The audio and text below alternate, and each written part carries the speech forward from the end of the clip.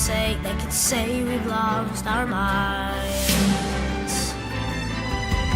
I don't care if they call us crazy. Run away to a world that we design. Every night I lie in bed, the brightest colors fill my head, a million dreams keeping me awake. I think of what the world could be, a vision of the one I see. A million dreams is all it's gonna take. Oh, a million dreams for the world we're gonna make. However big, however small, let me be part of it all. Share your dreams with me. You may be right, you may be wrong, but say that you'll bring me along to the world you see, to the world I close my eyes to see. I close my eyes to see. Every night I lie in bed, the brightest colors fill my head. A million dreams are keeping me A million dreams, a million dreams. I think of what the world could be, a vision of the one I see. A million dreams is all it's gonna take. A million dreams for the world we're gonna make.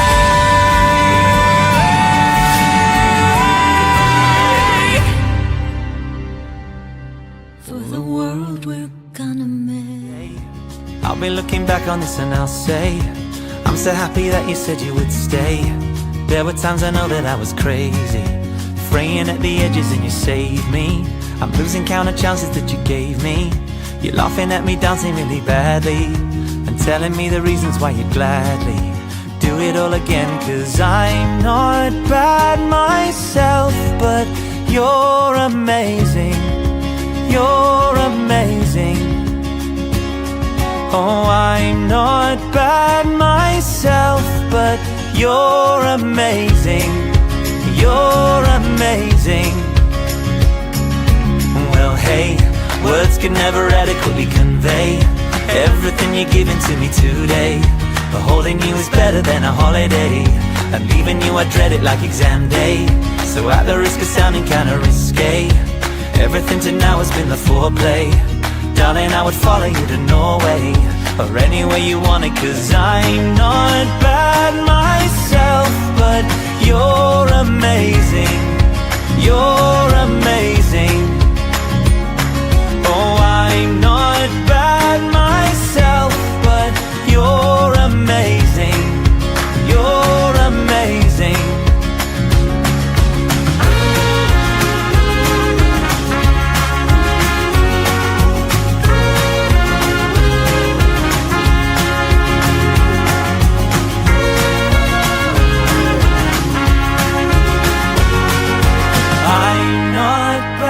Myself, but you're amazing.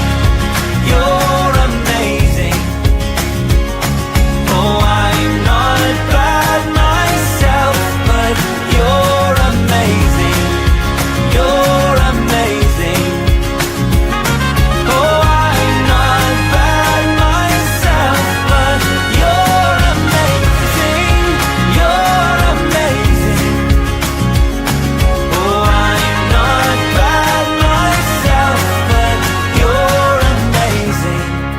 You're amazing.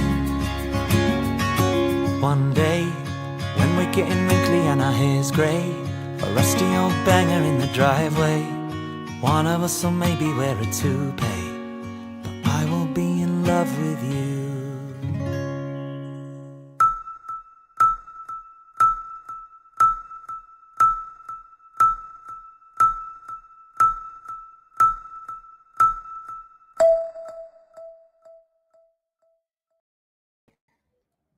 Hello, everybody, to the Transformational Live Speaking Event. In other words, the Public Speaking Academy graduation.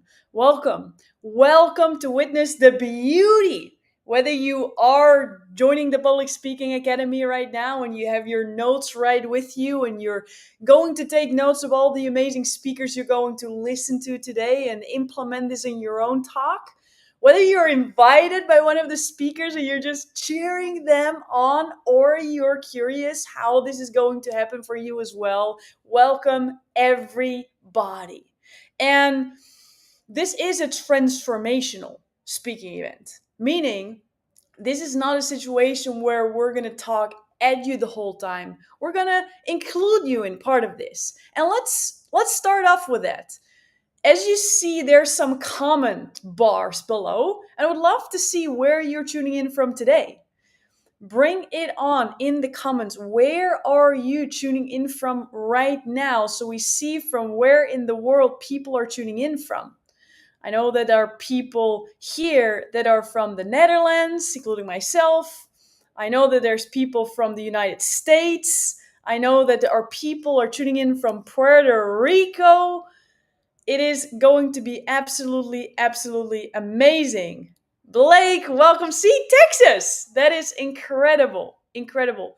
People all over the world are tuning in right now and witnessing what's going to happen.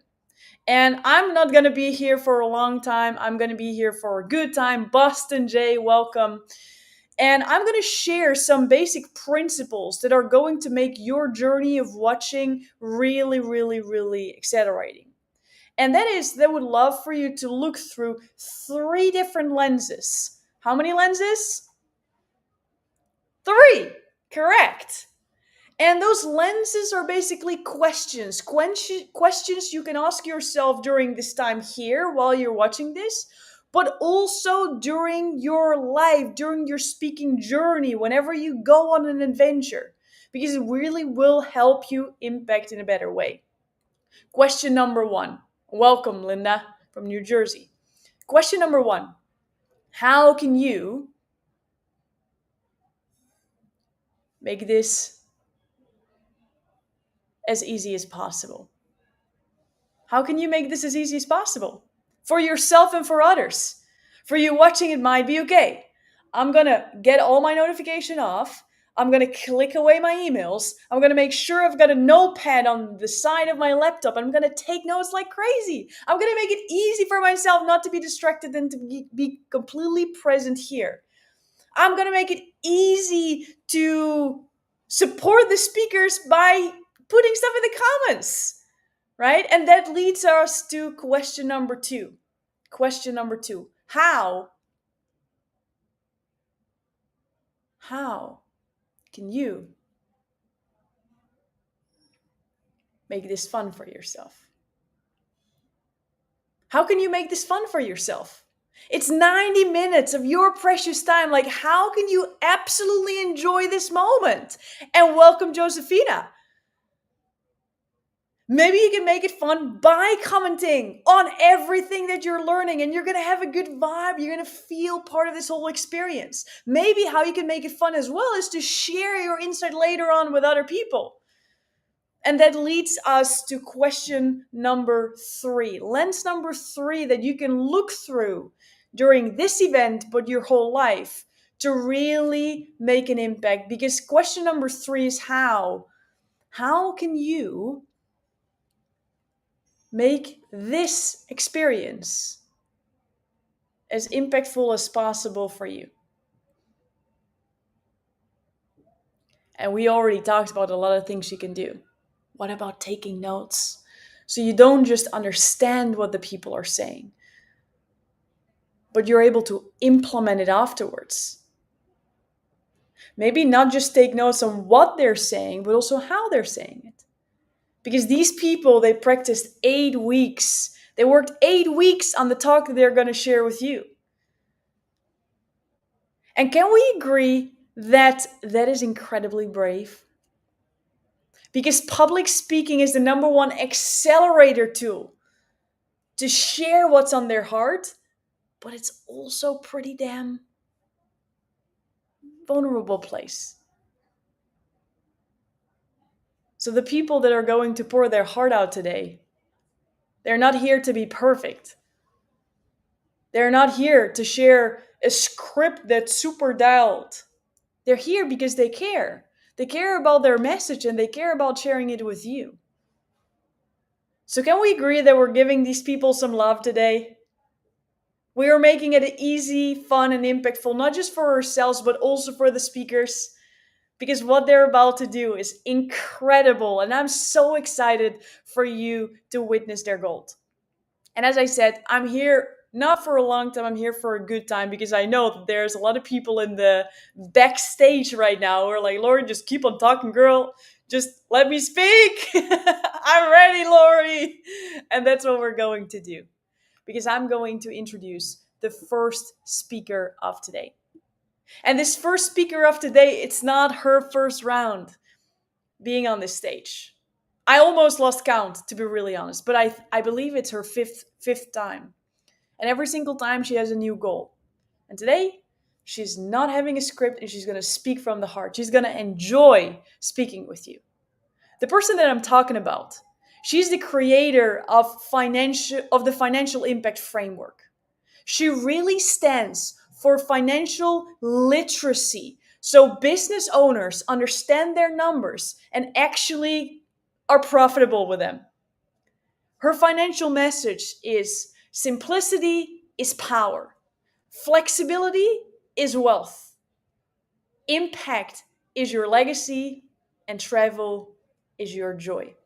The person that I'm obviously talking about is Nilsa Santiago, and she's talking about the glaciers to palm trees, building financial flexibility. Can we get a big round of applause of Nilsa?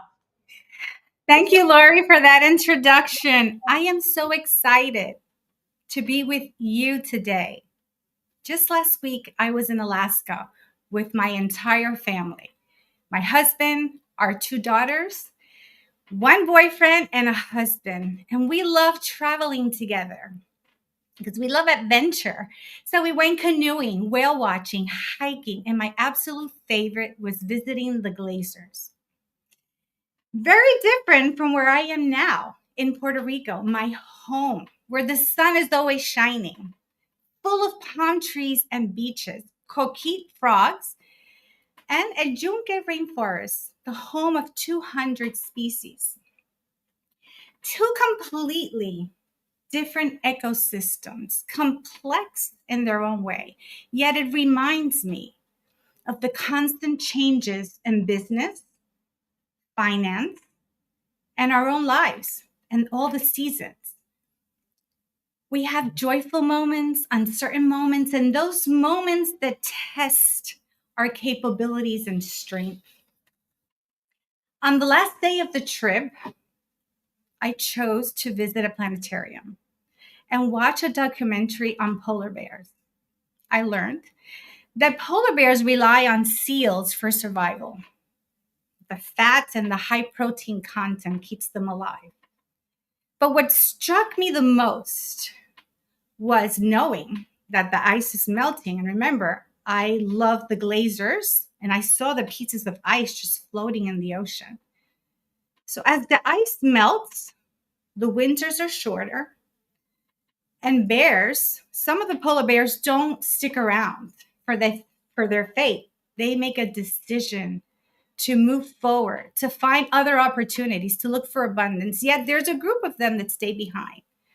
They're stuck in familiar patterns, and they struggle with limited resources. So as the polar bears in Alaska make their decision if they're going to find opportunities or just stick around, Puerto Rico year after year prepares for hurricane season. When 150 miles per hour winds come through the island, it just wipes out the boats, the roofs, and all the flora and fauna, and the rainforest gets hit. But there's something that stands out, and it's the palm tree. It bends, but it doesn't break. Why does that happen? Because the strength of the palm tree is not resistance, it's flexibility. So what if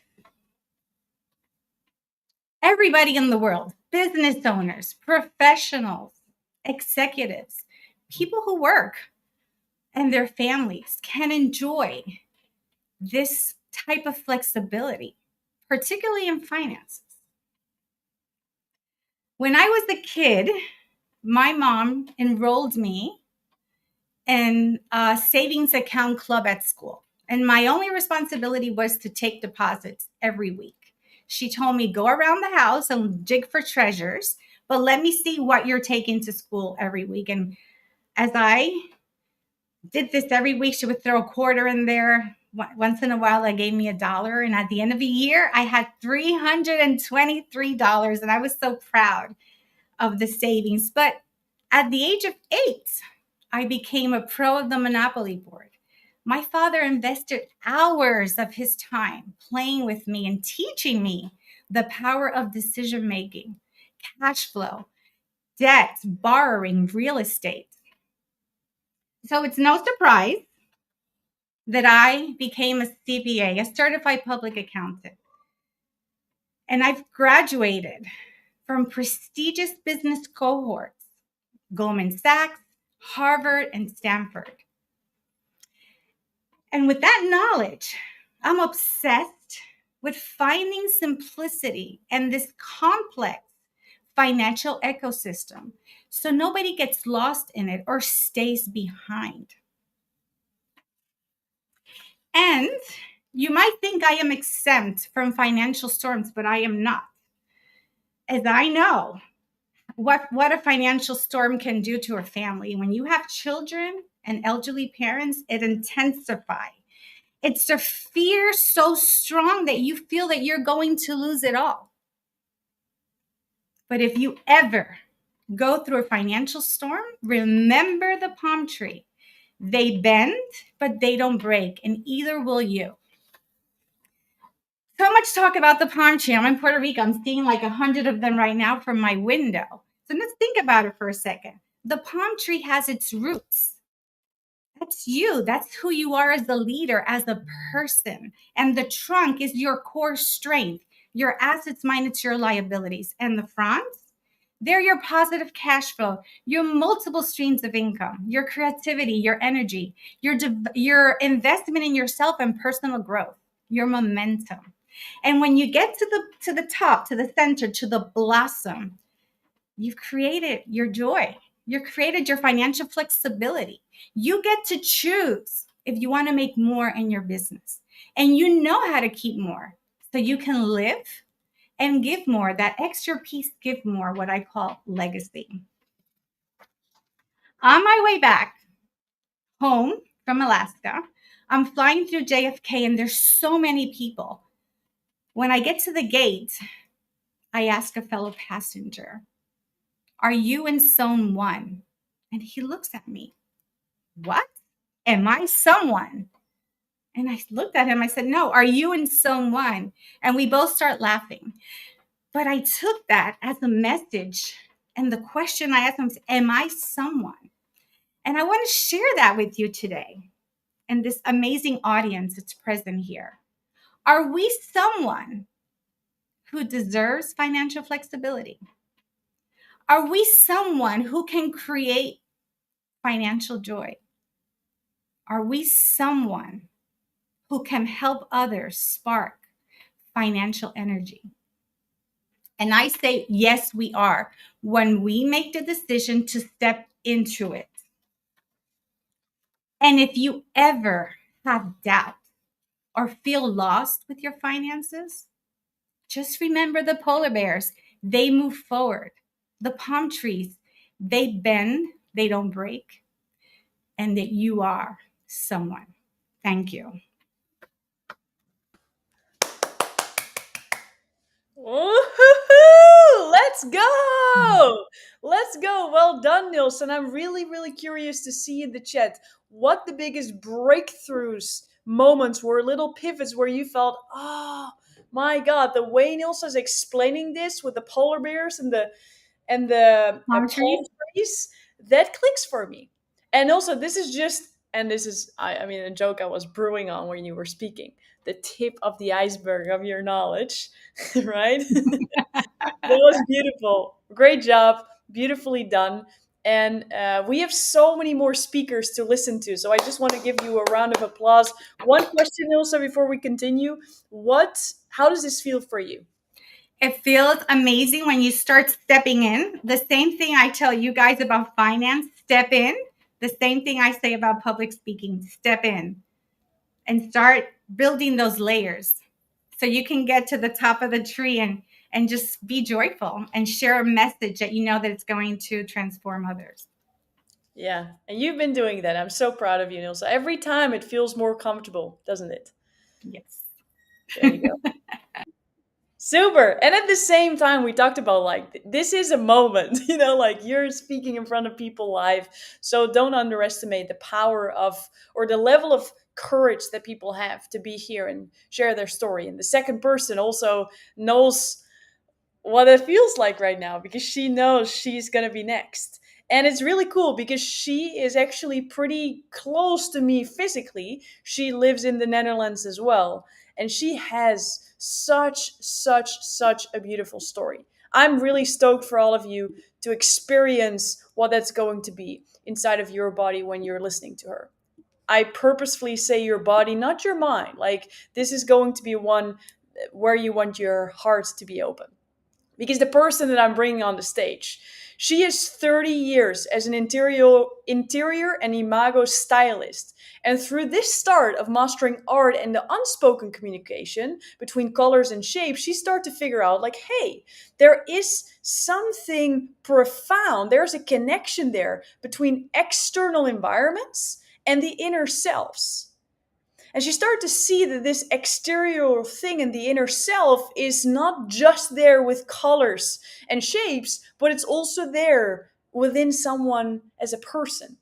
And she started to be fascinated by this concept and started to learn NLP, neuro linguistic programming. She started with psychology, and now she loves to combine both skills that she has and really allowing clients to feel seen, to feel safe, to feel their growth. And she joined Mastermind at the age of 65, showing that age is just a number.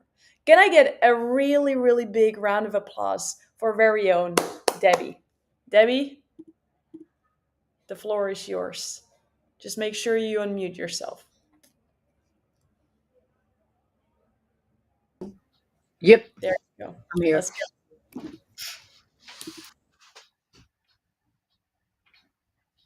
Okay. When was the last time you truly felt like yourself?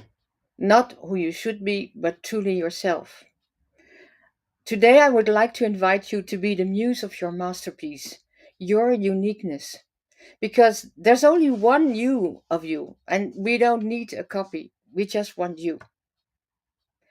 So let's start with a tree, just like Neil said. That's fun.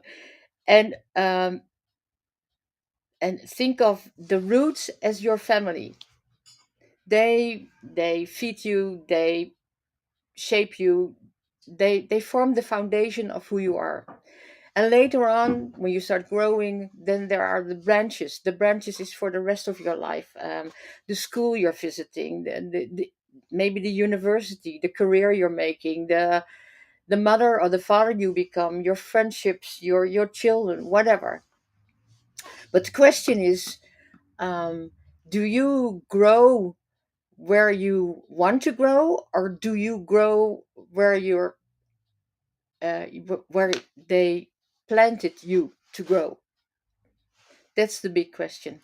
Because when I look back of my to my 30 years of work experience and more, I know that at one point I wasn't certain that I was growing in the place where I wanted to grow. So I changed. Let's go back to the tree. I live in the apple street, so let's I'll be the apple tree, being part of an orchard where my family, where everything was, well, under control, and you knew exactly what people were expected of you. And this can go on for a long time, until that moment that one of my uncles decided to go to India and became an orange tree instead of an apple tree, and decided to teach Reiki, something completely different as all the other family members did, but he wanted it, so what? That really had an impact on me. It made me realize, like, wait a minute, so maybe because I wasn't feeling that happy in the situation I was then. At that time, I was in my mid 20s, and I realized this is not it. This is not it. But it's scary to change. But I did it anyway. I did. I quit my study and I just jumped. Didn't know where to go, didn't know what to do. I just jumped and I started working. And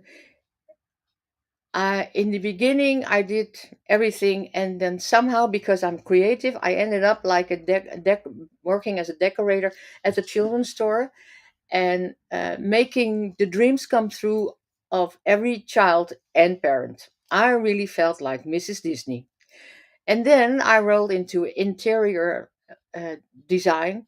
I worked as an interior stylist, and that was also fun. I was able to transform a normal house into a castle. I mean, it was fantastic. Then I started working as an image stylist, and there I help people to um, see the world, see themselves in a different view, and give them lenses through with what they could become the best version of themselves. But the three things all had in common was that it is all about how you perceive the world and what you want to make of it. And it's very interesting. But what I mostly learned from that time was like that I liked it even more, not just to work on the outside, but to work from the inside to the outside. So work inside out. So meanwhile, it looks like my life was going, I made a right choice to do so, stop my study, but something else happened. I was working as a decorator, already busy in interior design, and then in 1992, karma hit me, and not a little bit, a lot. I became seriously ill, um, and I had two major operations, and they weren't sure what was going to happen. Whether they say it could be, I could, whether I would survive this in the worst scenario. But I was lucky, I did. But before going on and telling the story I want to tell, there's one moment in that period, and that was right after, before entering the operation room for my second major operation. They wheeled me in the bed, um, to the operation room, and they stopped and set me next to a big giant rabbit, and I was like, wait, I'm on my way to an operation, and here I am with a rabbit, a big white rabbit. I thought I was hallucinating because I already had medicine to calm down, but I wasn't. It was real. He was really there. And the funny thing is, what happened is I became, because of the rabbit, somehow became very calm, and I start to really meditate. And in the end, I start I I talked to God, and I thought, okay, so this is it. What is it going to be? And I decided, no, I'm gonna surrender. So I told him, I'm so grateful for the life you've already given me, but you know, I do have some ideas about the future. So in my mind, had this vision about what I would like to do with my life if. What if I would survive? Well, I did. After 5 years, they told me I was cured, and they told us, my husband and me, that we could start thinking about having a family, um, because that is what we really wanted in our life. Um, at the same time, I started a business. I don't see the connect, but I did. Maybe it's also part of my vision, probably at that point. And so and then at that we had to make a choice, because you see, we decided um, to adopt a beautiful Chinese girl, because we felt so grateful for having this second chance, that we thought we should give somebody else a chance as well. So that's what happened. We became parents. I survived, and I realized, just like what Tony Robbins says, life is not happening to you, it's happening for you. And like Edith Eger, a Holocaust survivor and psychologist, said, um, things can happen to you and you don't have a choice in what's happening to you sometimes, but you do have a choice in what how to deal with it. There you have a choice. So here I have a question for you, like, do you recognize situations like that? Because I think sometimes things don't happen without a reason. Sometimes there's so much pain and sorrow, but it's for a reason. It's like, for me, it's always been like, I felt like a phoenix. I got a new chance, and I really start seeing new opportunities. And it may sound cr- uh, crazy, but sometimes when you tell people it enriched my life, it really did. It really did.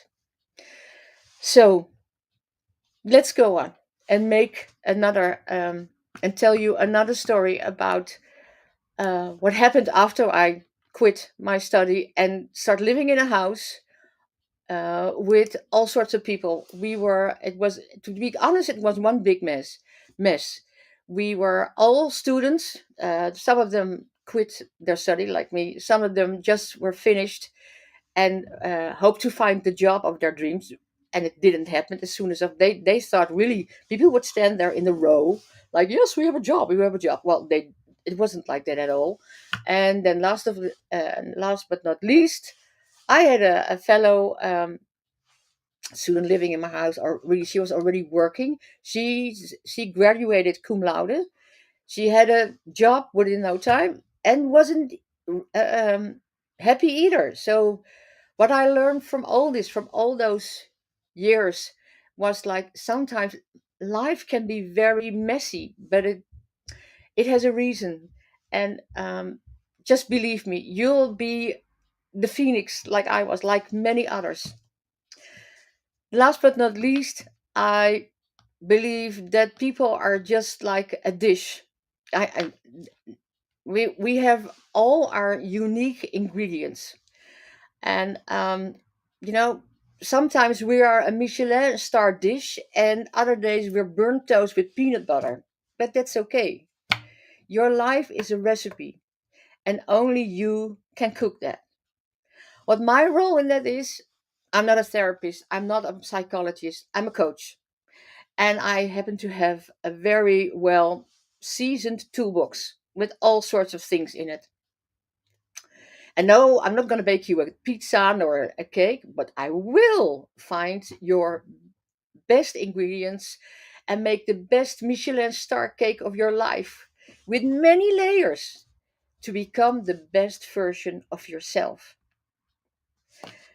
So, if today sparks something in you, if you're ready to Stop waiting for your masterpiece to happen to you and start creating for yourself.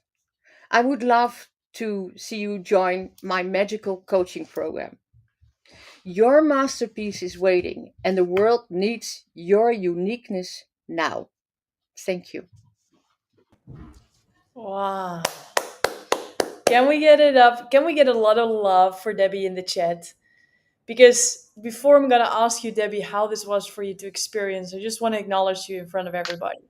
Because what you just shared with all of us, the personal story, was not part of your preparation talk, but it came by having a conversation about it. It was a story you were not so excited for sharing. But I just know that you touched, maybe it's one person so deeply in their heart of sharing that personal part of yourself. And I just want to acknowledge you that you Thank were so courageous and willing to expose that to everybody, because it's not easy. And I know you've been working really hard on feeling comfortable on it. And I'm so proud of you that you were willing to do that. So, Debbie, how was it for you to share your message?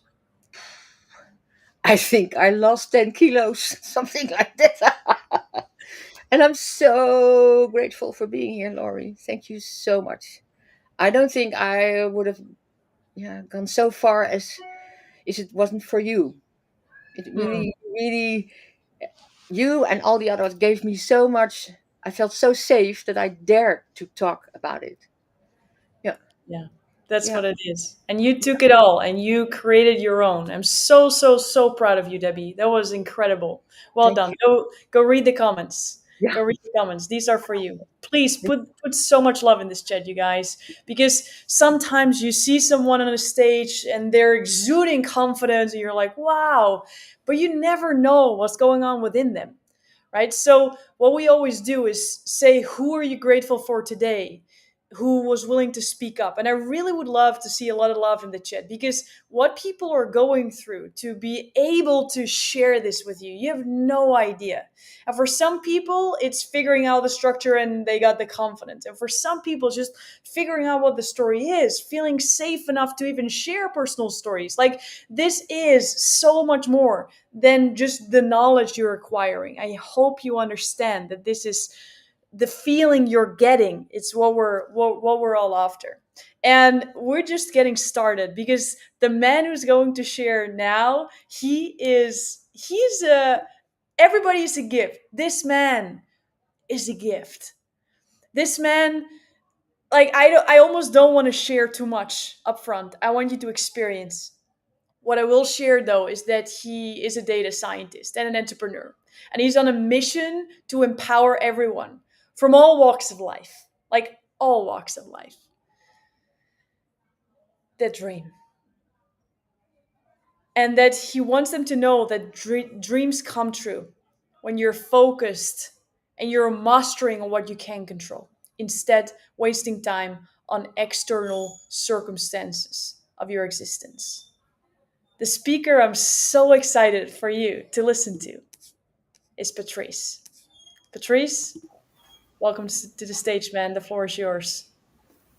Thank you, Laurie. Thank you very much. And thank you, everyone, for watching. So, it's a Monday morning, and I'm on my motorcycle riding to my first restaurant. This, it's my new baby. As I park my bike right in front of my store, I'm looking inside, people walking in and out with a shake holding in the hand and a beautiful smile. I'm like, okay, this is becoming interesting. So I walked inside and I saw a line forming. And naturally, as I am, I went straight to go and help washing the blender and all the stuff. As I walked by, a guy stopped me and say, "Are you guys new?" I'm like, "Yeah, we are new." He's like, "Are you the owner?" I'm like, "Yeah, I'm the owner." He said, "This must be hard to set something like this up." I pondered a little bit and I said to him, "Yeah, it is hard." And as I respond to this guy, I transcend back to my childhood. A childhood of a little boy who was laying in bed dreaming about buying himself a pair of shoes, about offering a better living for his family, about buying a car for his mom so she doesn't have to walk 2 hours to the farm and 2 hours back with more than 25 pounds on her head as she tries to provide for her family. This little boy in this beautiful dream would wake up covered with a plastic bag and another sheet on top of the plastic bag. So our roof happened to be leaking and we could not afford to fix it.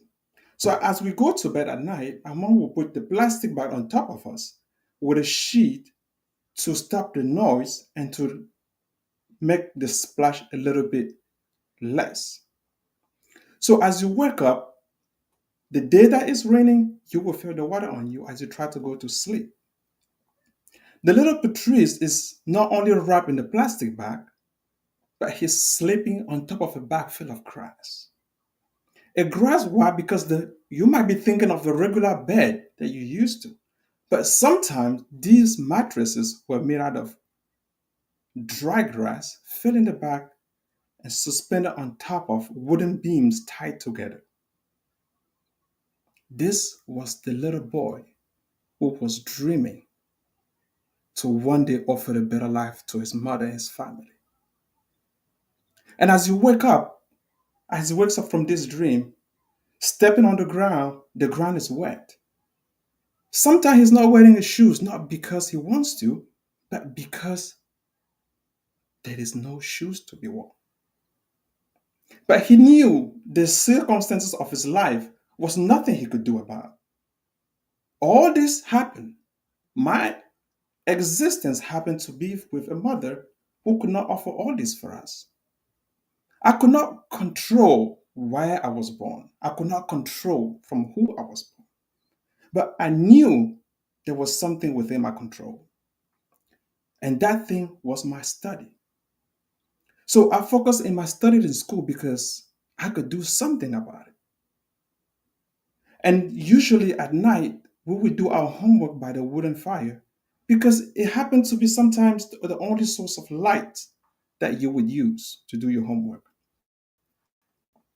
As I graduated from the elementary school, I happened to go to the city to continue the high school because there was no high school in my village.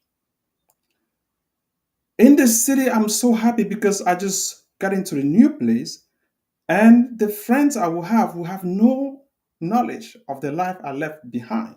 I was very excited. But that excitement is going to turn out a little bit not what I expected. Not because I come from the village and my French was no match to those who were living in the city. Because in the village, we speak more about our mother tongue than the French. And I trying to blend into this new society, my French could stand me apart. But that was not even the worst part. Look, every morning I have to walk to school. This is about 2 hours of trek.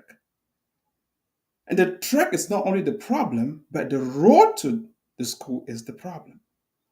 We walk in a trail, not on the road, because the shortest path is what is making you 2 hours in that trail. By the time I get to school, my shoes will be filled with mud and I'll be wet all the way to my knees. So I will get to school and take about 5 to 10 minutes just to clean up the mud on my shoes. I can walk into the class like a normal person. This will make me stand out easily. This guy comes from a difficult part of the town. He probably doesn't have money because why is he walking to school? So it was easy for people to realize Patrice was a poor boy. But what did Patrice know how to do? I focus on what I can control. So, my study. I was very good in science, math, physics, all these subjects, to the point where everybody knew if you have a problem, you can go to Patrice.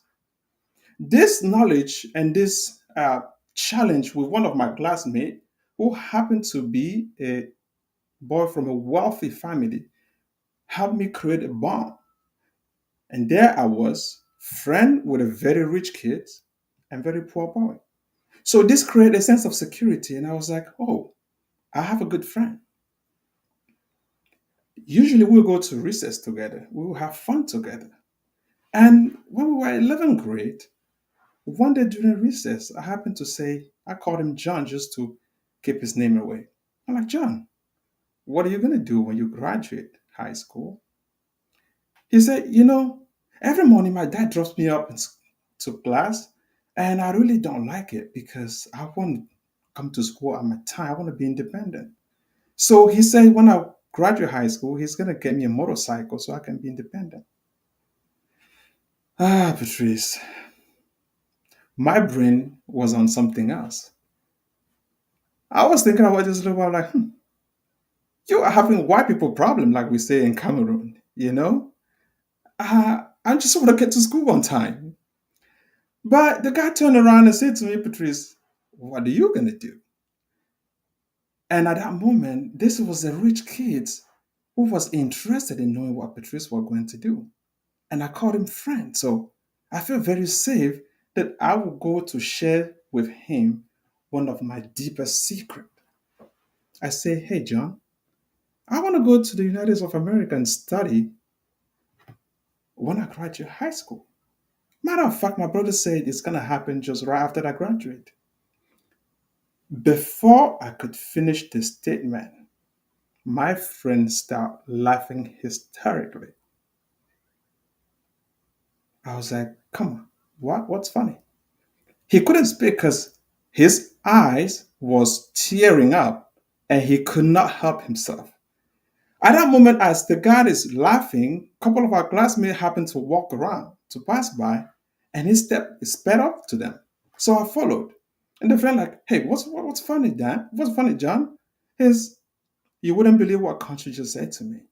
They're like, what? He said when he graduates high school, he's going to go and study in America. All hell broke loose. Everybody started laughing. So at that point, I realized why my friend John was laughing. It was because they could not believe this little poor kid would show up at school every day with a muddy shoes, half wet, was having a dream to go to America. As they're laughing, he stood up and said, if Patrice is going to America to study, I am going to the moon. At that point, I lost all my strength. I felt humiliated. I felt completely helpless. And just to give you an idea of who people think I am, my family thinks, if you ask of them, they will say I'm the strongest and person you ever met. Just recently, a year ago, I felt sick and they heard that the ambulance took me to the hospital. I guarantee you, within 3 hours, my brothers and sister were in my bed step because they thought if Patrice is sick to the point where he's in the ambulance, then he's probably gonna die. So this is how people think I am strong, just to give you a glimpse. But at that moment, when the dearest friend I have in this new environment, I just shared the deepest secret with him. He looks at me in an unbelievable manner and say, it's impossible. I was shook to my core. So as I stood there, I realized my leg was getting wet and warm. I'm like, it must not be my blood because somebody has to cut me open for my blood to be flowing from outside. Yes, you can imagine it. I had just wet my pants from the humiliation. I knew if they found out, I was going to get not a nickname, but multiple nicknames. And it was going to be a song in the entire school for the rest of my stay over there. So I slowly walked away and disappeared. As I walked away, I was like, Maybe I shouldn't have said this. Maybe I cannot really do it what they think. But the little talk in me said, you did not choose to be where you are. You did not choose to be where you are. But there is one thing that you can control. Focus and master what is within your control. The external problem of your existence does not belong to you. So don't let that distract you. So that's what I did. So when I went back to the store and I'm looking at this guy who asked me, it must be difficult to open a fresh monkey store, a protein shake shop. He'd probably be thinking about, oh, filling out the paperwork, getting a contractor to come in and work. That's the person he's asking the question to. The Patrice who live in Massachusetts in America. The guy who has more than $1.5 million in business portfolio are speaking. That's who he was looking at. That's why he was thinking about this idea. But the little boy who was answering the question to him was the one who nobody believed could study in America. Yet he had a master's degree from one of the prominent universities in America. Not saying this so you can look at it and say, yes, you get there. I'm sharing this to you because I know everyone listening to me, everyone today, you have a deepest secret. You have a deepest dream.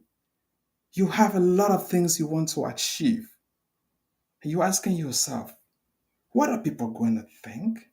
What are they going to say? Can I do it? Look, I don't have the nice pair of shoes to go running. I don't have the proper equipment. It's raining outside. All of those external circumstances, you can't control it. But believe me, if a little boy from a small village in Cameroon who has no running water, who has no electricity, who wakes up in the morning and dream about Christmas because that's the day they will have a nice meal. They will have a meal with meat, with beef meat inside.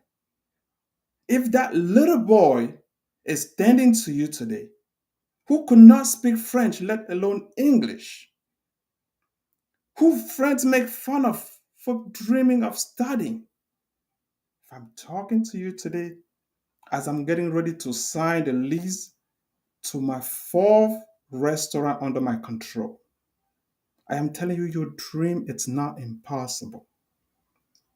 You can achieve your dream. Just switch your mindset and focus on what is within your control. Where you're born, it's not your fault. Where you live, where you have, whatever happened for you to be here, the way your friend look at you, the way the world sees you, that's not what you can control. But pick up that dream. Focus on everything else you have to do to make it happen. And say to yourself, if this little boy is talking to me today in English, I bet you whatever you can dream of, focus on what you can control, and the impossible will be possible. Thank you. Thank you, Patrice. Patrice, before you're going to read the chat, because it will light up your heart, how was this for you, man, to share this? It's, it's overwhelming. The emotion is overwhelming. You know, I was supposed to present 1 month ago, and my health challenge hasn't stopped, and it's not going to stop me. So I would say I am blessed because today I finally deliver what I plan to deliver, regardless of all the difficulty that happened during this class. So I'm feeling lucky.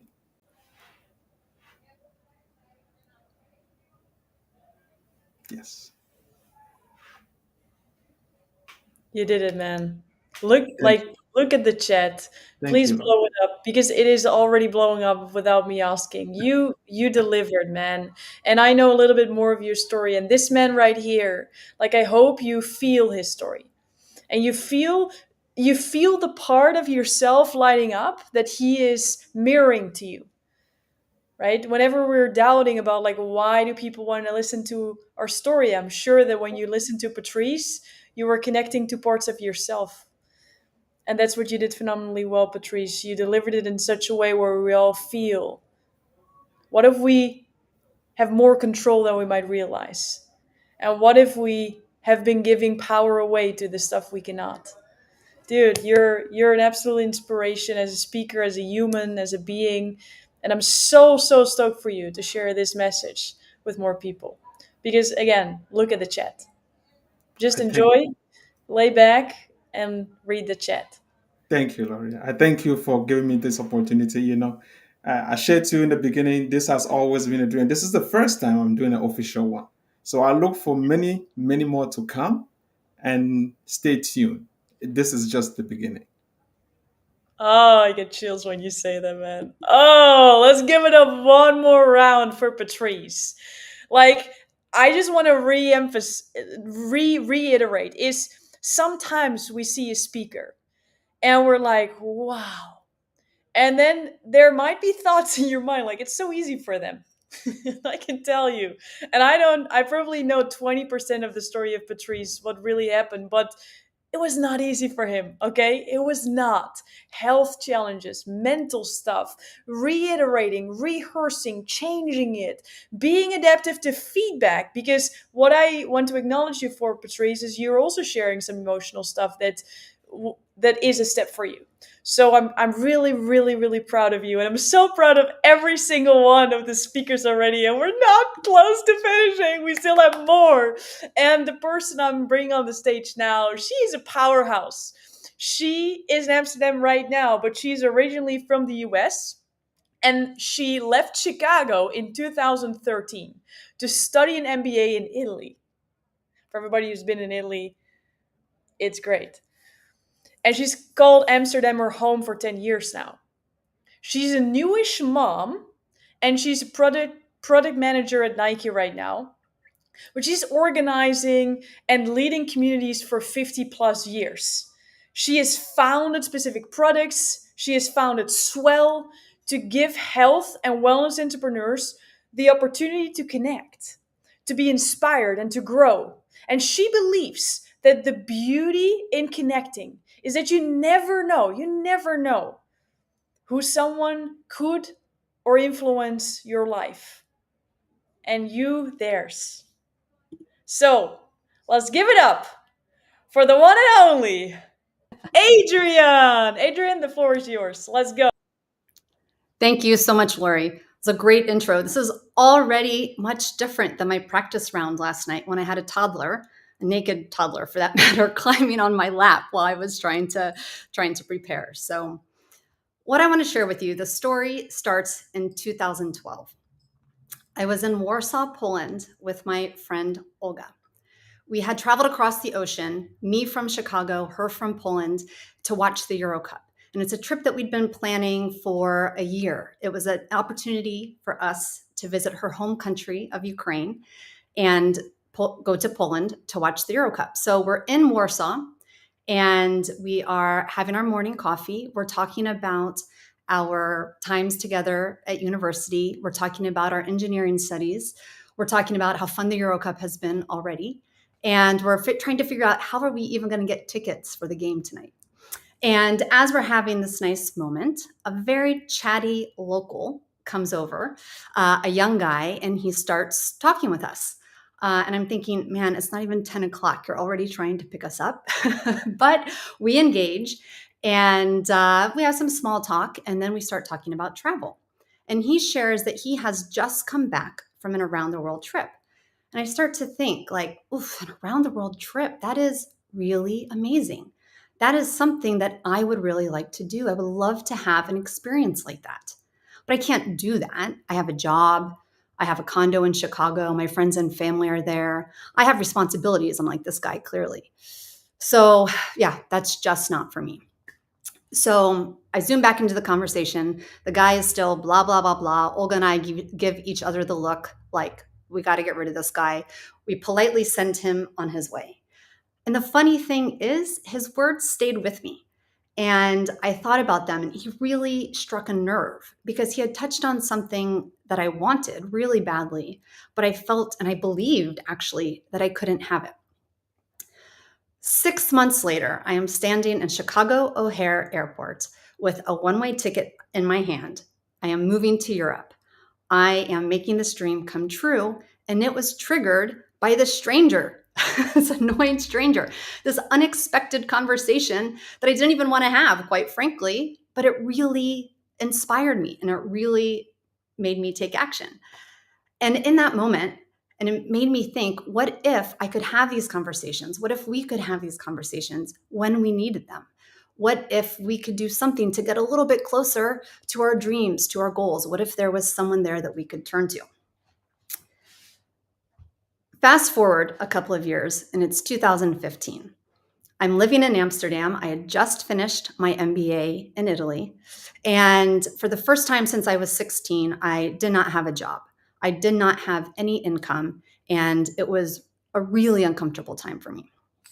I was having dinner with my friend Alina, and I was confiding in her that I wasn't really sure how I was going to make the next month's rent. And she had a great idea. She looked at me and she said, Adrienne, you make these beautiful body products. Why don't you try selling those body products? And I said, you mean like the ones that are my hobby, like the ones that I do for fun, that I give to my friends and family? Like those? That's the body products you're talking about? And she said, your body products are luxurious. Your body butter, it's so moisturizing. I'm sure local boutiques would love to sell them. Okay. I was a little bit desperate. I also really liked my body products. They're all natural, no toxins, no preservatives. And so I thought, all right, I'll give it a go. So a couple days later, I've turned my kitchen into a workshop. I'm making jars upon jars of this whipped body butter. There's oily fingerprints all over the kitchen. I smell like lavender oil, not a bad thing, by the way. And I'm filling these jars, these glass jars full of the body butter. I'm putting labels on that. I'm making them look really, really beautiful. And the products are ready to go. And I have them. And the funny thing is, they didn't just sell themselves. Like they weren't selling. I didn't know what to do. I didn't know how to sell them. I didn't know how to take that step.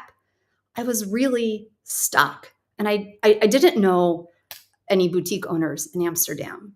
I didn't even know anyone in the health and wellness space. I needed someone to give me a little push, a little bit momentum. I actually needed Patrice. I needed Patrice in that moment to help me make this happen. And two things happened then. One is all of my friends got lavender body butter as a gift that year.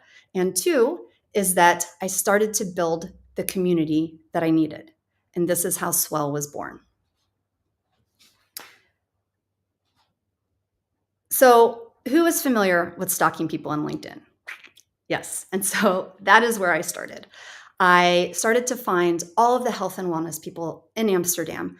I, messaged them, convinced them to have a coffee with me, and sat down with them. And I loved to hear their stories. I loved to hear their journeys, how they got to what they were doing, and, really just start to build these relationships and start to build this community for myself. The funny thing is, as I was having these conversations, I heard a common theme. I heard things like, I really miss having coworkers. There's no one for me to connect with like I had in the corporate world. Or, I'm really passionate about my business and I'm living my dream, but I'm kind of lonely. I'm in business by myself. And at that moment, I realized that these people, like I needed these people, but we actually needed each other. And so fast forward to present day, Swell is a thriving community of health and wellness entrepreneurs. If I mean, I'm a little bit biased, but I think it's the best community out there. So we come together, we have different events. We can talk about, the topics of sales or marketing or our customers, really talk about the business. We come together on the value of health and wellness. But we also have this space for those unexpected conversations, for that inspiration to pass from one another, for that, how did you do that? That is what I want to do. And so I have two examples from the community that I want to share. And they're really shining examples of the growth that I've seen. And the first is Yasmin. So Yasmin is a super passionate nutritionist. She loves food and she's very passionate about health. She will talk to anyone on end about health and about how food can heal you and how she knows how to do that. So when I met Yasmin, she had a one-on-one nutrition coaching practice, and she wanted to grow that practice. But she was having challenges. And so, as a group, as a community, we talked about opportunities with maybe word of mouth, how we could help her grow her business.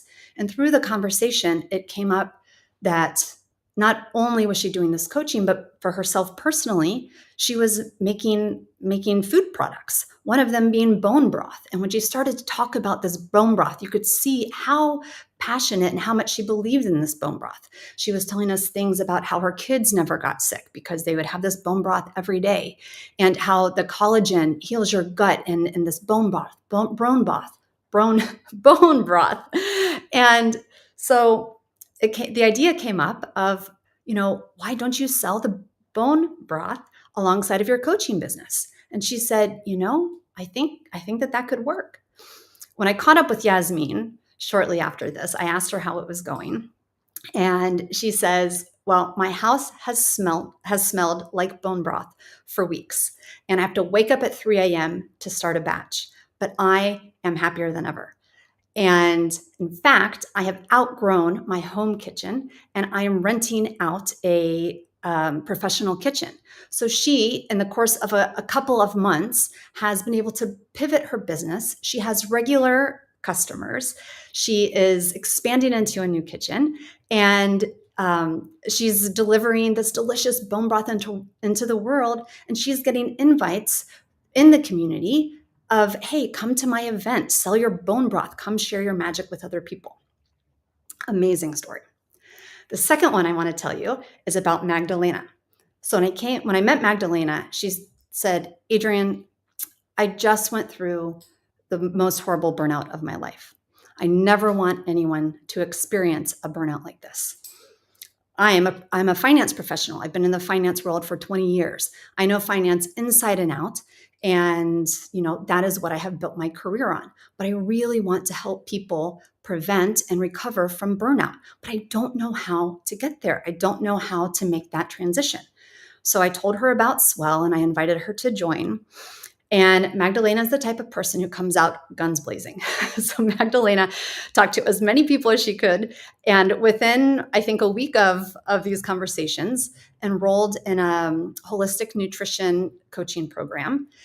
She is now a certified nutrition coach, holistic nutrition coach. And she is working with corporates, giving workshops to teams to help them exactly what she wanted to do, to help them prevent and recover from burnout. Burnout is rampant in the corporate world. They need people like Magdalena. And so it's just an incredible example that, you can really find those missing pieces to get yourself closer to your goal, to really get to that dream. And those are just two examples. There are many, many within the community. And, there's examples of people finding their coach or their mentor, or having podcast opportunities, or, referral opportunities, or even just making friends. So I leave you with this. Whatever it is that you want to do, look for a community. It will help you get one step or all the way and blow past your goal. Really, there are people out there who want to help you and can make you get there faster. And second, if you're a health and wellness entrepreneur, I wholeheartedly invite you to join us in Swell. Thank you. Nice. Adrian, I'm going to reveal something really, really cool that happened that you may not have seen. But first, I want to know how it was for you to share. It was good. It was good. I will tell you, I give a lot of presentations for work. They're very factual presentations. So this was actually a lot harder than I thought it was going to be. So it was a lot harder to bring a little bit of emotion, a little bit of more playfulness into it. And so there were some stressful days leading up to it, but yeah, it feels good. Good. And I love to share with you. We have two chats simultaneously, right? We have the chat on YouTube, but we also have a private chat here in our speaker realm for people to ask last minute questions or to share compliments with each other. And like if you share a link of your product, of your soap, people want to buy it. People want to be in your community. You have already three people. So it's the power of just really sharing. And I'm super proud of how you were willing to do it, because I know that the storytelling was a challenge for you because you're so good with the factual information, right? But then we know facts tell, stories really sell. Stories bring people into your world. So you really lean into it. You practiced. We saw you practice a lot. So well done. Thank you, Lori. You got it. And Adrian really built the bridge to the next person, because one of the two people you were sharing about, Adrian, I kind of like recognized the persona of the next person who's going to share her story. Because this person actually is a nurse. She sees what burnouts means, and she might have experienced a little of these symptoms herself. This person is a registered nurse for over 30 years. And she's now educating adults on health and wellness habits. And she translates the science, the understanding, what she knows, into stuff that people actually are able to do. The simple, actionable practices so they can improve their lives. The person I'm talking about is, of course, Katharina. Katharina, we love to listen to you. The floor is yours. Thank you, Lori. This is I've been so anxiously waiting for this moment. So thank you for the opportunity. And I want to thank everybody in the audience for joining this graduation presentation. So let me get started with sharing with you about a moment in my life years ago. All I can see is remembering looking at calm waters, a large pond at the end of the path that I was walking through those gardens. I still remember this Saturday morning when I had joined a group of people who got together to meditate and took a stroll through gardens. Little would I know where this path would actually lead me to, the start of a new journey. As I stepped on the first steps, as I walked through the garden, I could feel the gravel walking through, that road. I could feel the texture with each step. It was a special day that Saturday morning. I took a couple of deep breaths and feeling just the rush of the cool air coming in through my lungs. I had had a very trying week, and it gave me the opportunity for a moment to just kind of release all that stress that I had felt for that entire week. It was a wonderful moment. With each breath, I had the opportunity to inhale the beauty of just walking through that garden. The day before had been a very trying day. I was stuck in traffic for nearly an hour. It was right in the midst of rush hour, and I'm trying to rush to pick up my daughter from school. She was in aftercare. I hear the horns and the noises from all this heavy traffic. Desperate drivers just like myself trying to get to their destination. And I'm just wondering, am I going to be able to make it on time? I want to be there for my daughter. Just the thought of her just standing there watching every other kid being picked up by their parent and her being left out to be the last one at school. I desperate call, trying to see if I can get through the lines.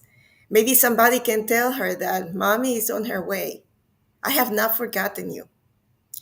And the lines are, there's no one answering because they are all busy taking care of the kids. From a distance, I actually get to see that there is a broken car down the road, and this is causing the delay in the traffic. I just break down in desperation and in frustration because I am trying to get there to my loved one and I can't. And I start crying, just feeling helpless for that moment. Finally, I get to make it to school. And now I see my little one.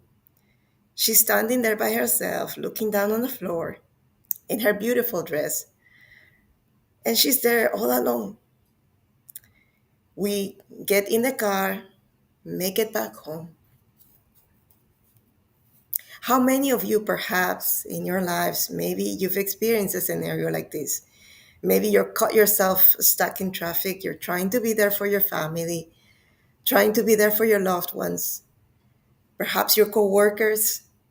You want to make it through, right? The day you want to have a happy life and be there for your family, and you just can't. No matter how much you try, you're stuck in the midst of stress, a stressful event, right? Stuck in traffic. And what happens is when we are caught in that stressful moment, our fight or flight response kicks in. So now it becomes a whole spiral of negative thinking, negative feelings that just take over us. And we lose sight of what could be precious in that moment. Fast forward a year later, just a few more months later, we are now stuck in the midst of the worst pandemic, the COVID pandemic. Now I've transitioned to home, and what could be perhaps having more time at home to debate to be able to share with my family, I find myself now hopping from meeting to meeting to meeting, and no time, no space to breathe. I can't be present for my family, nor for myself. My daughter has also transitioned to being in a virtual world, now in school, virtually. We have a moment when suddenly she's now joining an online class. It's physical education, physical fitness class with other kids and a teacher in front of the camera. In the meantime, I'm stuck in my meetings, and I can still remember days where I would have that peanut butter jelly sandwich sitting right there, nicely made up for lunch, and it's still sitting there by the time I'm done through the day. I can see all this stress is piling up and I'm going to end up in burnout. As I keep going through all these meetings, I see suddenly my daughter is now crying on the side. And I wonder what's going on. Suddenly, the Wi Fi, all this wonderful technology that we have, sometimes it fails. And at that particular moment, the Wi Fi fell down. So now she's no longer on camera, she's disconnected. So now she's panicking. Mommy, I am going to get a bad grade for the day. The teacher expected that I needed to be on camera. And I'm trying to reassure her, like, listen, it's going to be okay. There's got to be a way. We have a solution to come up with. Don't panic. But it just doesn't seem to work. I can't seem to console her no matter what. And then I remember about this place in the garden, this wonderful teacher at the garden who taught us how, by just engaging with the power of our breath, we could make the spiral of this negative side of stress stop. And so at that moment, I engaged my daughter. You know what? Let's just pause for a moment. Let's close our eyes and take a deep breath in. Let it go. All this anxiety, the worry, the thinking that we're going to fail, we are going to make it stop.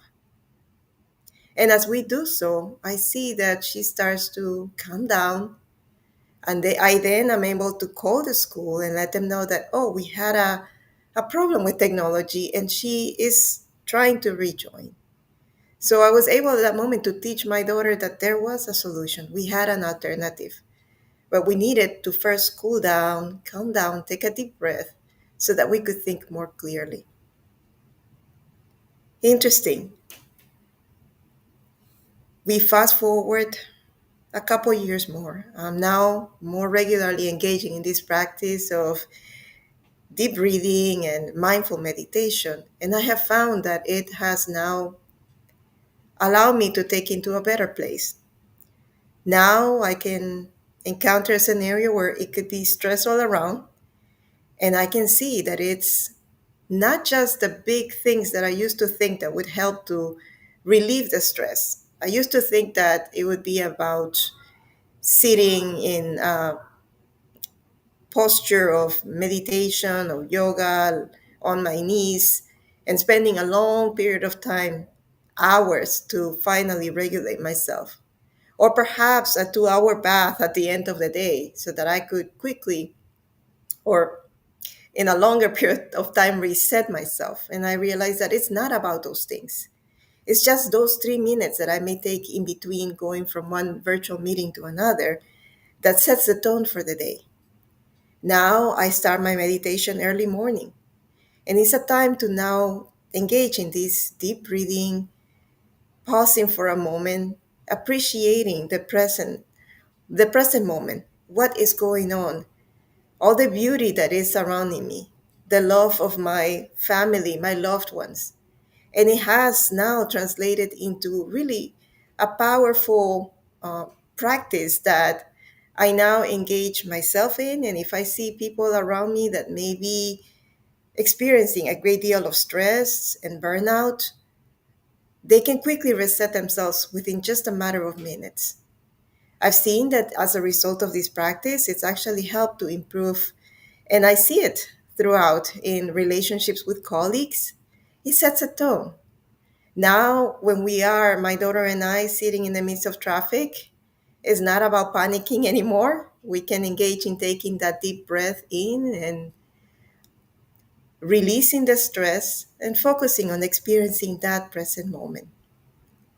Wouldn't it be cool if perhaps we engage in that practice just for a couple of minutes?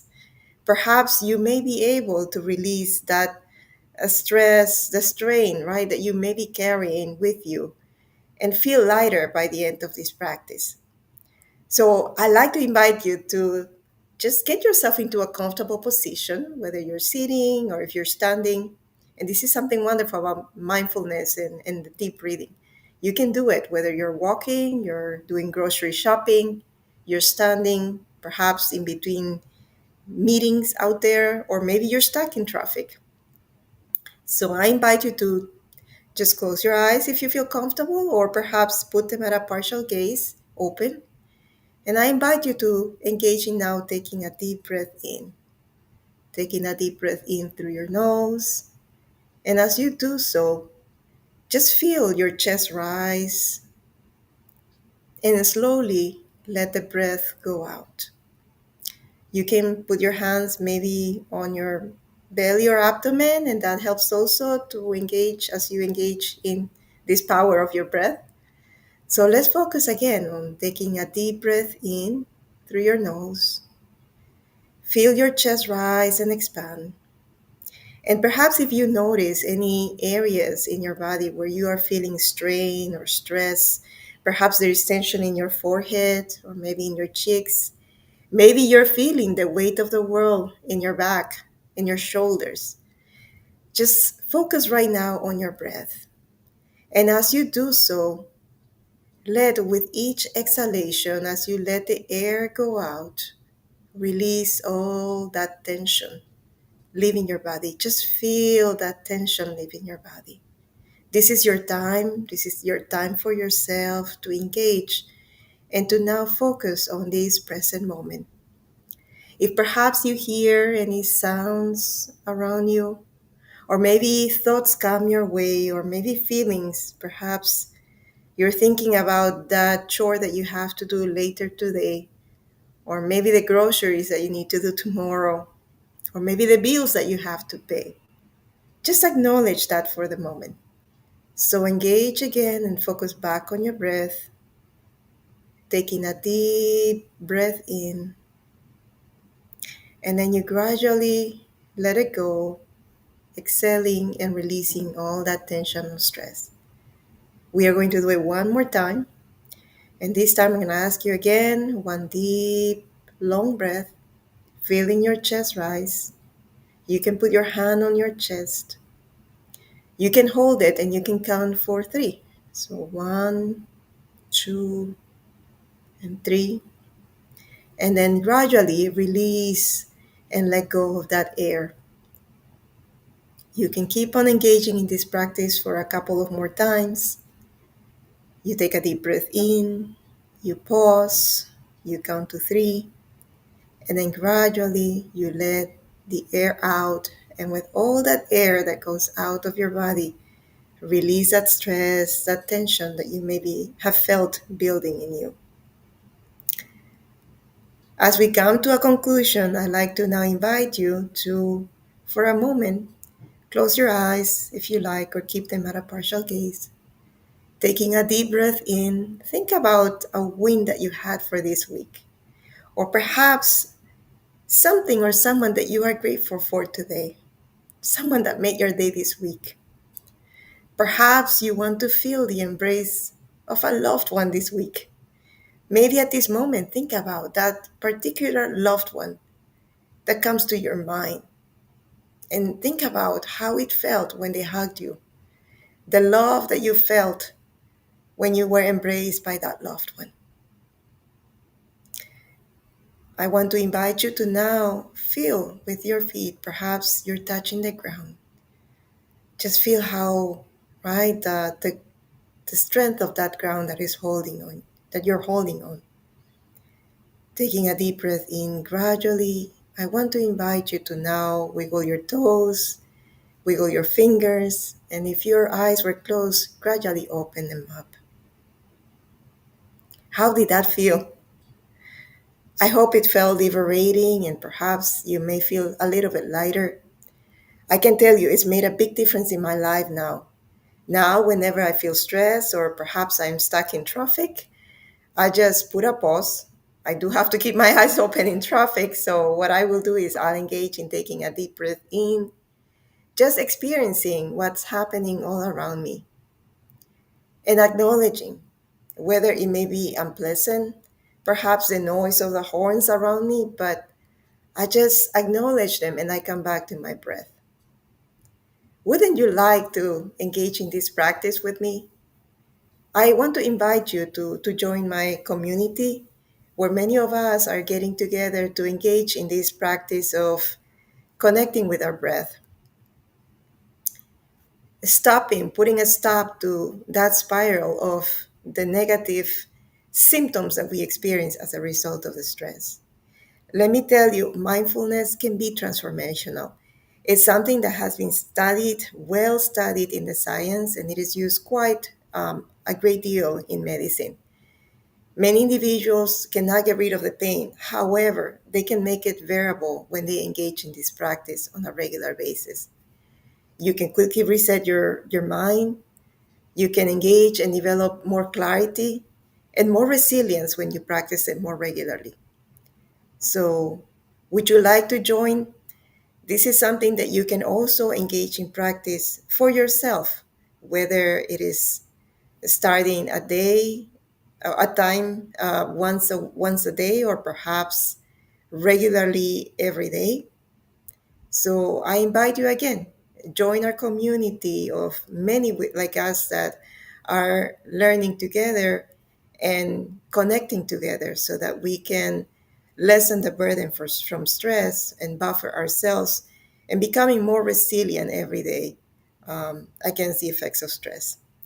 And I want to thank you again for the opportunity to share this message with you today. Thank you, Lori, for all this insight and your training and your guidance. It's been inspirational and truly transformational for me. Thank you. Give it up for Katharina, everybody. Let's please pour your love out in the chat and put a big fat capital yes if you feel different. Right? Sometimes we overcomplicate the script or what you're going to say, but in the end, people remember how you made them feel and who feels a little bit more relaxed and a little bit more present and a little lighter and a little bit more positive, experiencing what Katharina has to share. There's so many yeses coming up. So beautiful, Katharina. How is it for you to share? Oh, I feel relieved. And I feel like it's been a major win today. So no, thank you, Lori. It's been truly amazing, a wonderful journey. I did not think that I would be able to accomplish this, and just now, after so many weeks of practicing, and now the opportunity that I could share this message with other people, and help other people. Our world really needs a lot of help. There's a lot of people that are hurting out there with all these long-standing effects of stress and burnout, and we need to buffer ourselves. Yes. I almost need to yell right now. I'm so relaxed. Give it up one more time for Katharina. She crushed it. That was beautiful. That was beautiful. And I hope you are in a really good present spot, and to hold those three lenses that we talked about in the beginning. How to make it easy, how to make it fun, and how to make it impactful. And how to show and play out fully for the last speaker of today. Because this one is going to be an experience for sure. This person that I'm going to bring up is, I'm going to share her factual bio, but I'm also going to share a little bit about how I perceive this person to be. Because Irmak is who you're going to listen to. And Irmak, she has a very, very powerful story. And you're going to hear bits and pieces from that story today. She is so incredibly passionate about the health and vitality of other people that she almost wants to find 50,000 credentials more, because she knows that she can show up even more present with you than she already is going to do. What I see in this woman is a light, someone who cares more than probably 99.999% of the world. And she really is here to help women with holistic health, really, really, really disrupting the healthcare system, and come from a place of science, of heart, and from, I would almost call it,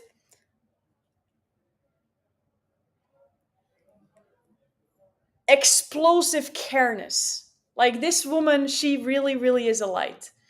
And she's not just a light, she's also a certified biohacker. She's a pioneer in the female longevity, and she's an expert in evidence-based protocols in peptides, in hormone therapy, and regenerative biotech. Like, this woman, you're gonna experience it for yourself. Irmak, I'm so stoked for you to share your message. Here she is. The floor is yours. Thank you so much, Lori. I'm so humbled by this introduction.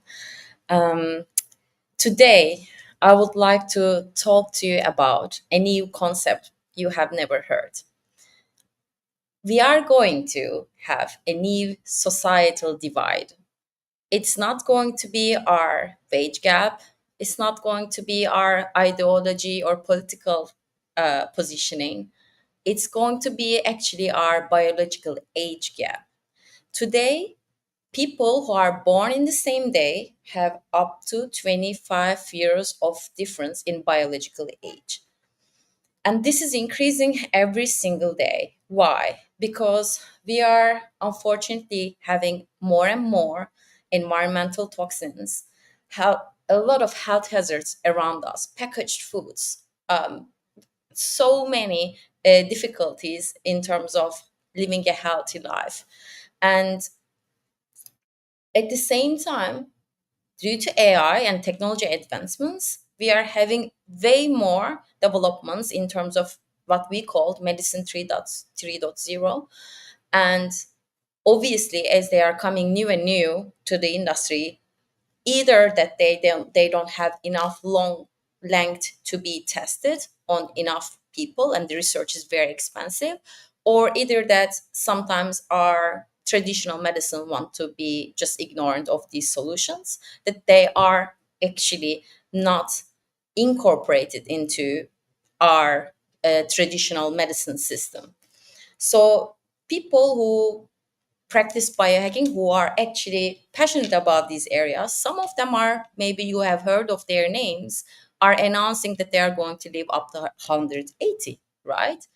And but some of us at the age of 60 have multiple chronic diseases, and we are totally out of workforce already. And it's not a science fiction, to be honest. At the moment, even health insurance companies are taking biological age as unit of measurement, and we will see that in 10 to 15 years, more and more policymakers will take biological age as unit of measurement in terms of retirement, in terms of our career, in terms of many other indicators for our life. So if that was the case today, I would like to ask you, how would you treat your own health today? And when I was 27, chronologically, I was in Las Vegas working for a cybersecurity company in tech sales where we were having our quarterly meetings. Um, Super excited about the situation that I thought I believed that I was pregnant. I went into a pharmacy and I took some pregnancy tests because we were trying with my partner of the time, and I was missing my period, and I was just so excited to share this with my boyfriend. I have made this test, and a few colleagues were with me actually, and I was telling them, and the test was negative, but we were thinking, yeah, it can be shit products. Maybe we don't even know how the product quality or where to buy these things, or maybe this is not a good test, and so let's wait until returning home, which was the time for me, Netherlands, despite I'm originally Turkish, that I will go to a hospital and have a blood drawing and go to ultrasound. So, which is what I've done. And I went to hospital. I told the doctor, hey, this is the test. It says negative, but yeah, I must be pregnant so far. So, and I don't know if you're aware of a little bit of some Dutch character. They can be very direct, which is extremely useful sometimes. At that moment was not really for me because I was alone in that hospital room, that the doctor told me I was in early menopause and there was no solution for me, that I will never ever have a child. So I left the hospital, and our major form of commute is bicycles as well.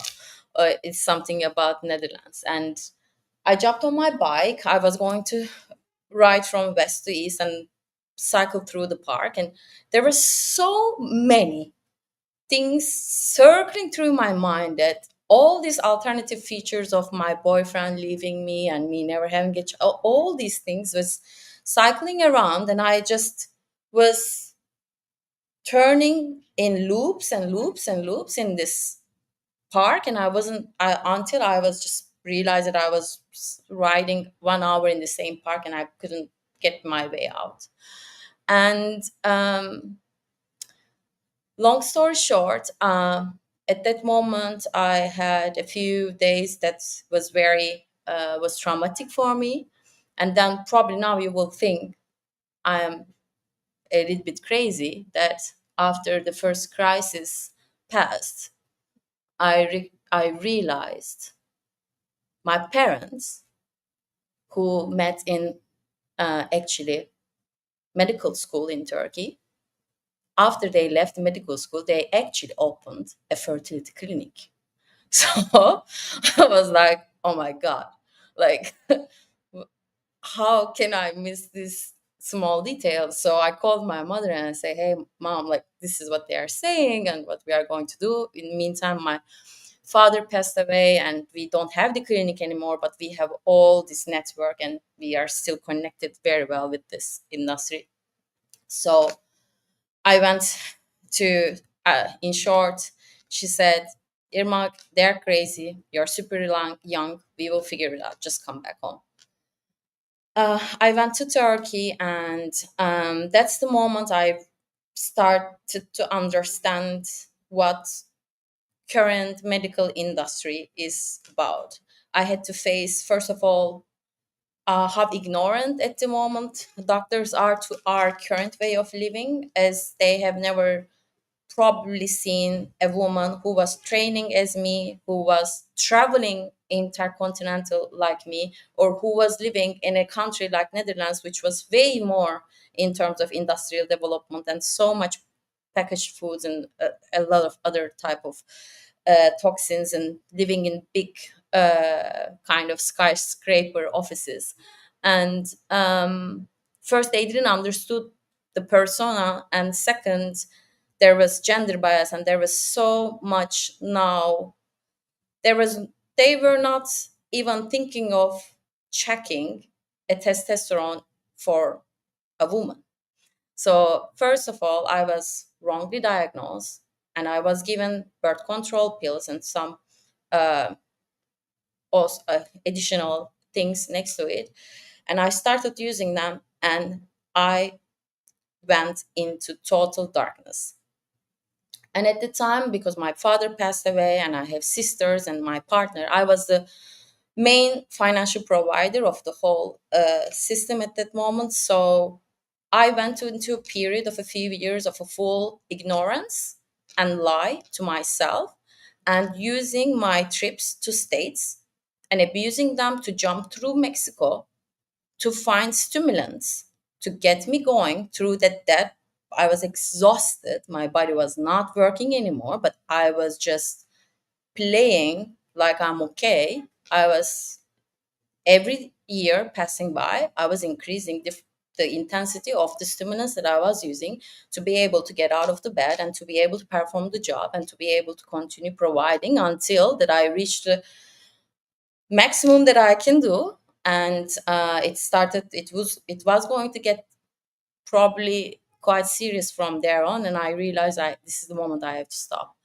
And and also the stimulants were not working as you they are decreasing their impact. So I totally went into a full burnout, my relationship breakdown.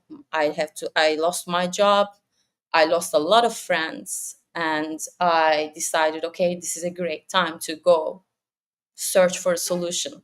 I decided I'm going to find the answer myself. So I went into a journey globally.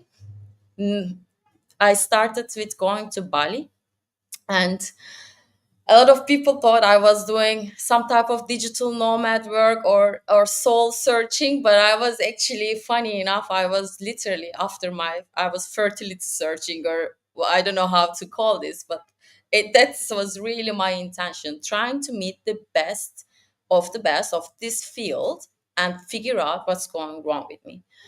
So the first thing that in Bali, the expert, he was able to identify why all these things has happened, and I should have been put on a different type of hormone replacement therapy.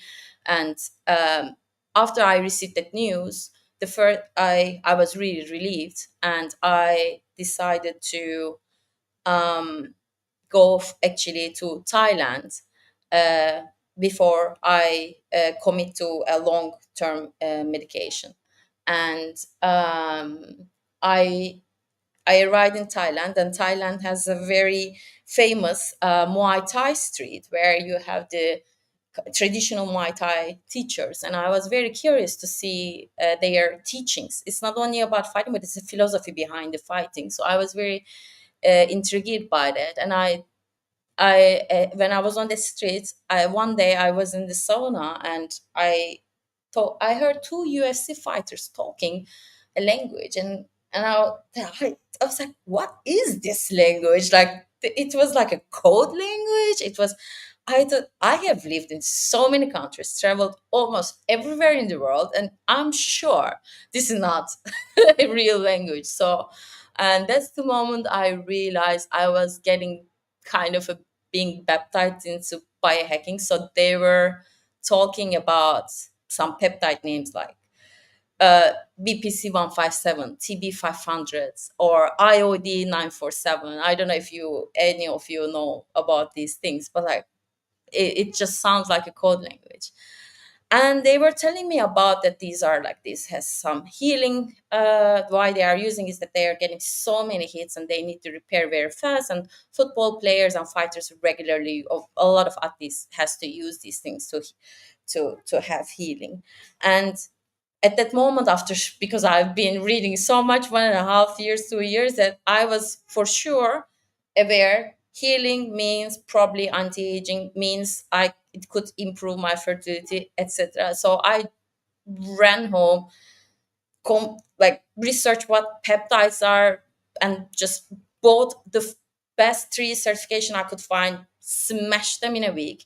And I put myself, and I talked with the people who were doing the certifications, and I actually was the first one that they are joining from Europe and from different time zones. So I was able to have a lot of visibility thanks to that. And I put myself on a peptide protocol. I'm happy to share if anyone is more interested to hear what those are.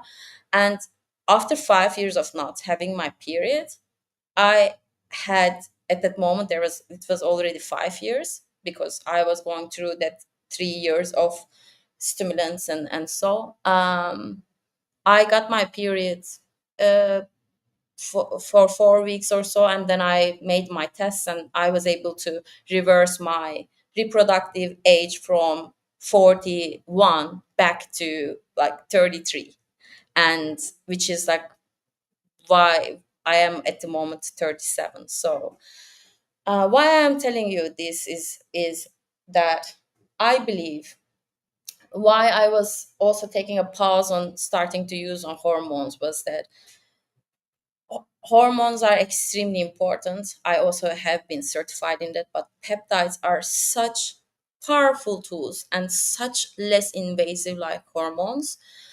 And I think before trying on those levels, sometimes it's important to start small and try, maybe first finish all the other possible solutions.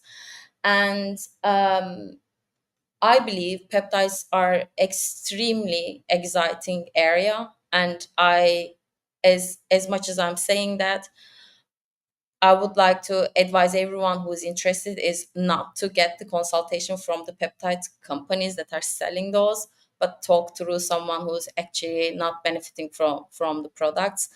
And if what I would like to ask you is about that, maybe not everyone have, because I didn't have a family, I had also maybe some financial flexibility to take that chance to go around the world. But if you are somehow struggling with a health problem and you actually accept it as your norm, if you are thinking aging is normal, which is not, aging is optional, menopause is a choice. So a lot of things are today resolvable. So I invite you to believe that there is now new possibilities. And if you are interested, I'm more than happy to help you with 30-minute consultation. Just say yes to the comments. And thank you so much for your time.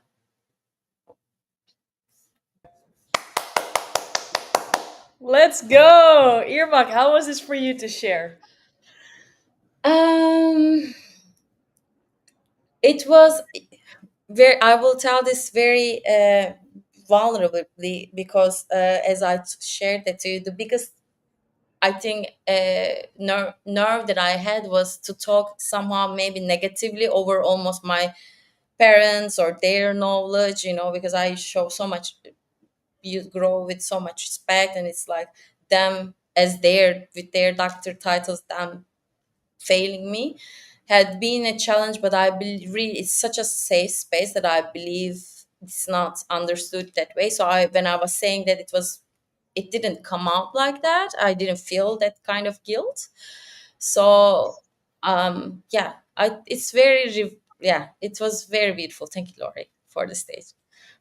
Yeah, well done. I'm really proud of you, Irmak. I'm really, really proud of you. And I just want to re-emphasize one more time. You're like, Lori, okay, this is the third time you say it. It's that important. Sometimes we see someone speak and we think it's so easy for them. But what if it isn't? What if this is maybe the biggest jump that they've taken in 4 years, to share something that's really deep on their heart to share with you? You never know what the beliefs are, what people went through, what the connection is with being vulnerable, with being seen, by sharing. You never know. So I hope that besides learning from these amazing speakers, you also felt connected to them, and that you also are inspired to also share your stuff more. Because who felt this deep connection and knows for a fact they're going to change something, even though it's a small thing? If it's like breathing for, let's say, 4 seconds before you go into the next Zoom. Maybe it's 3 minutes, but maybe it's just 4 seconds of complete presence before you dive into the next thing. Who knows for a fact that they're going to change something and they put something in their notes that they're actively gonna do.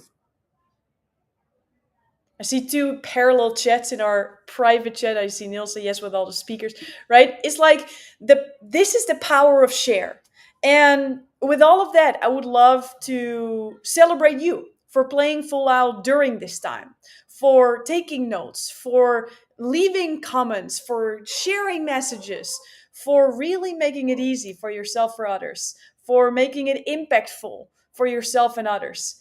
And I hope you had a good time. I had a good time, and I hope that everybody who was speaking had a good time as well. We are a little bit over time, so extra appreciation for playing this full out. We're going to end the stream now, and forever who spoke today or actively is in the Public Speaking Academy, we will meet in our Zoom. We will also be recorded, so we will respect your time if you're not able to participate live. But if you are, it would be a really nice place to evaluate this moment together. And for everybody who was here attending, we love you. We would love, and this could be even like something you actively do, is to open up your phone and share a story on Instagram on your biggest breakthrough of today. All right. If you share the speaker, they'll probably share it. If you share me, I'll share it as well. Because when knowledge is there, it's amazing. When knowledge is shared, it's incredible. When knowledge is implemented, it's endless. So, love you all. And for everybody who's in the Speaking Academy, see you in the Zoom. Ciao, ciao.